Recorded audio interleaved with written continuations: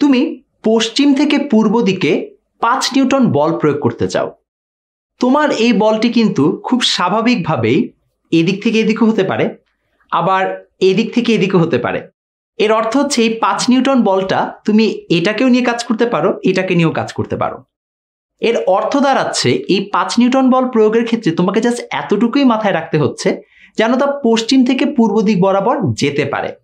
কিন্তু এই পশ্চিম থেকে পূর্ব দিক বরাবর যখন তুমি বলটা প্রয়োগ করছো, তার যে ইনিশিয়াল পয়েন্ট বা যাকে আমরা বলি পাদবিন্দু, সেটি কিন্তু তোমাকে নির্দিষ্ট করে দিতে হচ্ছে না। এর অর্থ যে এমন কোনো রেস্ট্রিকশন নেই যে তোমাকে এখান থেকেই এতটুকু পরিমাণ বল প্রয়োগ করতে হবে বা তোমাকে এখান থেকে এই বল প্রয়োগটা করা শুরু করতে হবে।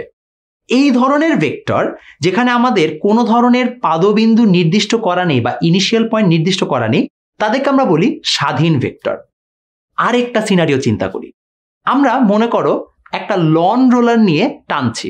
তো এখানে একটা লন রোলার নিয়ে তুমি টানার চেষ্টা করছো। যখন তুমি চিন্তা করছো যে এই লন রোলার দিয়ে তুমি আসলে কতটুকু বল প্রয়োগ করছো, তোমাকে কিন্তু সবসময় হিসাবটা তোমার লন রোলারের যে হাতলটা রয়েছে, অর্থাৎ তুমি যেটা ধরে লন রোলারটাকে তুমি ঠেলছো বা টানছো, অবশ্যই সেখান থেকে চিন্তা করতে হচ্ছে। এর অর্থ হচ্ছে তোমার এই ধরনের ভেক্টর যেখানে তোমার একটা নির্দিষ্ট বিন্দু দেওয়া আছে বা তোমাকে একটা নির্দিষ্ট ইনিশিয়াল পয়েন্ট বলে দেওয়া আছে, যেখান থেকেই তোমাকে ভেক্টরটা ইনিশিয়েট করতে হবে বা তোমাকে ভেক্টরটা প্রয়োগ শুরু করতে হবে, সেই সকল ভেক্টরকে আমরা বলি সীমাবদ্ধ ভেক্টর। যেমন তোমার এই লন রোলারের উদাহরণটার মতো। আমরা এখন আবার দুটো ভেক্টর নিয়ে চিন্তা করি। একটা হচ্ছে 5 নিউটন বল এবং আরেকটা ধরে নাও 3 নিউটন বল। এই 5 নিউটন বল এবং 3 নিউটন বল দুটো একই দিক বরাবর ক্রিয়া করছে, বা আমরা বলতে পারি তারা পরস্পর সমান্তরাল অবস্থানে রয়েছে। এই ধরনের ভেক্টর বা যাদেরকে আমরা বলি সমজাতীয় ভেক্টর, তারা যদি একই দিক বরাবর ক্রিয়া করে তবে আমরা তাদেরকে বলবো সদৃশ ভেক্টর। কয়েকটা ইনফরমেশন এখানে নোট করার মতো আছে। প্রথম কথা হচ্ছে অবশ্যই আমাদের এখানে মান কিন্তু সেম হতে হবে না, অর্থাৎ 5 নিউটন এবং 5 নিউটন হতে হবে এমন কোনো কথা নেই। আবার আমাদের একই সাথে এই দুটো ভেক্টরকে ঠিক পরপর একই দিক বরাবর হতে হবে তা না, বরং তাদের দিকটা যদি একই থাকে এবং তারা সমান্তরালে থাকে, তবুও আমরা কিন্তু তাদেরকে সদৃশ দুটো ভেক্টর বা সদৃশ ভেক্টরস বলতে পারি। আবার যদি আমাদের এই সেম দুটো ভেক্টরের মধ্যে যে কোনো একটিকে আমরা ঠিক উল্টো দিকে দিয়ে দিই, তাহলে কিন্তু আমরা তাদেরকে বলবো বিসদৃশ ভেক্টর।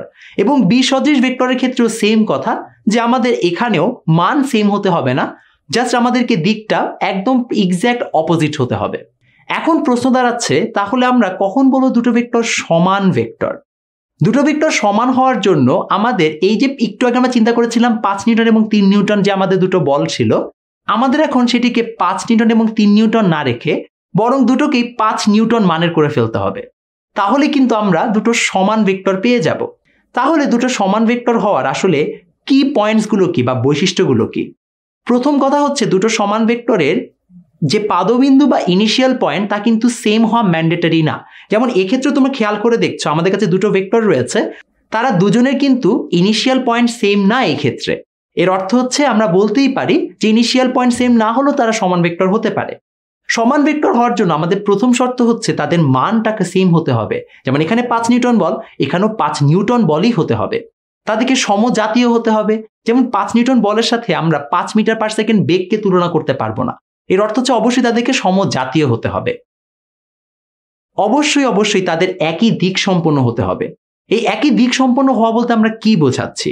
একই দিক সম্পন্ন হওয়া বলতে আমরা বোঝাচ্ছি তারা আইদার একটা নির্দিষ্ট ধারক রেখার অংশ হতে পারে, যেমন এই বিশাল বড় একটা রেখা আছে, আমরা এখান থেকে তাদের দুইজনকে কাট করে নিলাম, এরকম ভাবে আমরা 5 নিউটন দুটো বল পেতে পারি, একই ধারক রেখার অংশ।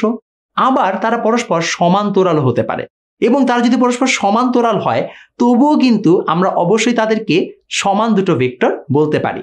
তাহলে আমাদের সমান ভেক্টর হওয়ার জন্য সর্বশেষে বলতে পারি 1 নাম্বার সমজাতীয় হতে হবে, 2 নাম্বার তাদের মান সমান হতে হবে, 3 তাদের একই ধারক রেখার অংশ হতে হবে অথবা তাদেরকে পরস্পর সমান্তরাল হতে হবে, 4 তাদের দিক সেম হতে হবে।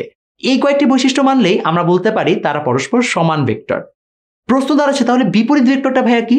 সব কিছু সেম, জাস্ট আমাদের এই 5 নিউটন এবং এই 5 নিউটন যে বল দুটো রয়েছে তাদের একটিকে যদি আমরা ঠিক বিপরীত করে দেই তাহলে কিন্তু আমরা বিপরীত ভেক্টর পেয়ে যাচ্ছি। এর অর্থ হচ্ছে বিপরীত ভেক্টর খুবই সিম্পল একটি বিষয়। সবকিছু সমান ভেক্টরের মতো, জাস্ট আমাদের যে দিকটি রয়েছে সেটি হবে বিপরীত। তাহলেই আমরা দুটো বিপরীত ভেক্টর পেয়ে যাব। এখন আমাদের আরো একটা খুব ইন্টারেস্টিং ভেক্টর রয়েছে, তার নাম হচ্ছে শূন্য ভেক্টর। অদ্ভুত বিষয় তাই না, যে আমরা সবকিছু শুনেছি, শূন্য ভেক্টর আবার কিরকম কথা। আমরা একটু চিন্তা করি, দুটো পরস্পর যে বিপরীত ভেক্টর আমরা মাত্র শিখলাম, সে দুটো বিপরীত ভেক্টরকে আমরা যোগ করছি, অর্থাৎ এই 5 নিউটন বল এবং এই 5 নিউটন বল দুটো একই দিক বরাবর না থেকে বিপরীত দিক বরাবর আছে। তাহলে আমরা যদি তাদেরকে এখন যোগ করি, তাহলে আমরা অবশ্যই কি পাবো, তাদের নেট যে আমাদের বেনিফিটটা বা তাদের যে নেট ফোর্সটা সেটা কিন্তু 0 দাঁড়াবে। এই যে নেট ফোর্সটা 0 দাঁড়াচ্ছে, প্রশ্ন হচ্ছে দুটো ভেক্টর রাশির যোগে আমরা কি আরেকটা স্কেলার রাশি পেতে পারি? কারণ শূন্য তো একটা স্কেলার রাশি না। আমরা বরং যখন দুটো ভেক্টরকে, অর্থাৎ দুটো সমান ভেক্টরকে বিয়োগ করছি, আমরা কিন্তু তখন তাদের বিয়োগফল আকারে একটা শূন্য বা নাল ভেক্টর পাবো। এর অর্থ হচ্ছে, যদি আমি ধরে নিই ab মাইনাস ab, আমি কিন্তু সেখান থেকে ইজ ইকুয়াল টু 0 না, বরং 0 নাল ভেক্টরটা পাচ্ছি।